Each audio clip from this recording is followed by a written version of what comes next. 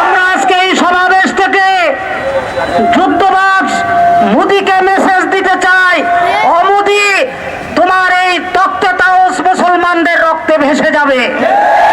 তুমি অনতিবিলম্বে তাকে গ্রেফতার করে শাস্তির আওতায় নিয়ে আসো।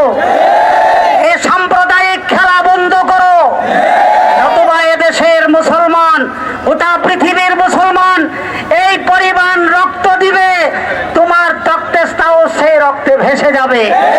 তুমি জানো না মুসলমান নবীর জন্য কি করতে পারে। গোটা পৃথিবীর মুসলমান হাসতে হাসতে নবীর সম্মান রক্ষার্থে প্রাণ দিতে পারে। এরা বাংলাদেশের স্বাধীনতার পক্ষের শক্তি না, এরা বাংলাদেশের বন্ধু না, এরা বাংলাদেশের চরম রকমের শত্রু। আমাদের পাশের ভারতে যদি আমার নবীকে নিয়ে কেউ কটূক্তি করে, বাংলাদেশ থেকে বাংলাদেশ তো ভারত লং মার্চ হবে, জীবন দিতে আছে ভারত ভেঙে আমরা ভারতের উদ্দেশ্যে রওনা করব ইনশাআল্লাহ। মোদী সরকারকে জানাইতে চাই, অনতিবিলম্বে যারা আমার নবীকে নিয়ে কটূক্তি করেছে তাদেরকে শাস্তির আওতায় আনেন। যদি না আনেন আপনার গলি নিয়ে টানা হবে, আপনাকে বিচার করে শাস্তিতে আনা হবে। ঠিক আছে, মনে রাখবেন, আমরা মুসলমান, আমাদের ধর্ম ইসলাম, আমরা শ্রেষ্ঠ জাতি, আমরা সিংহ জাতি,